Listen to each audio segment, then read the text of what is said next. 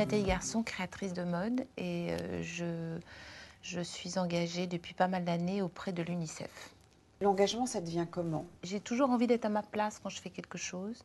Et ce qui était intéressant chez l'UNICEF, c'est de demander à des créateurs de faire ce qu'ils savent faire, c'est-à-dire de donner son temps dans quelque chose qu'ils savent faire, notamment la création. Donc j'ai commencé à faire déjà beaucoup des choses vraiment spécifiques pour eux, qui sont revendues. Et je suis ravie parce qu'on arrive à savoir exactement l'argent que ça a récolté. Oui, c'est ça. Tu connais des programmes, les petites poupées de l'UNICEF? Alors, il y a des poupées, il y a des t-shirts, enfin, tout ça, c'est vendu, tu sais, lors de... Alors, bon, c'est pas toujours des dîners, hein. Il y a simplement, par exemple, des ventes une fois par an qui se trouvent au Grand Palais.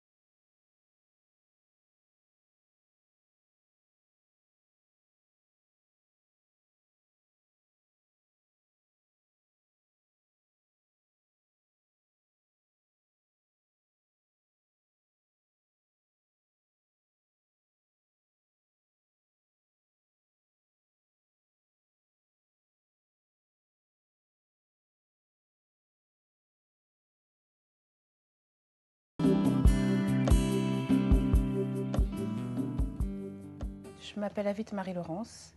Je suis présidente de l'association SIFA, c'est-à-dire Solidarité internationale des femmes africaines. On a fait quand même le constat que dans les quartiers, les femmes africaines noires, elles avaient plus du mal à venir à des réunions, à être avec les autres. On avait fait une réunion d'abord sur l'éducation, pour parler d'enfants, parce qu'on a pris le thème des enfants pour qu'elles viennent, qu'elles se sentent à l'aise pour parler.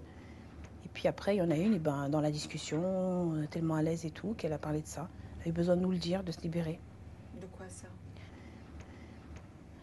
L'excision. Elle nous a dit qu'elle a toujours fait ça, qu'elle a toujours emmené ses enfants en Afrique pour les exciser. Elle a 8 filles. Et la dernière, elle n'est pas excisée parce que la dernière, elle avait amené en Afrique.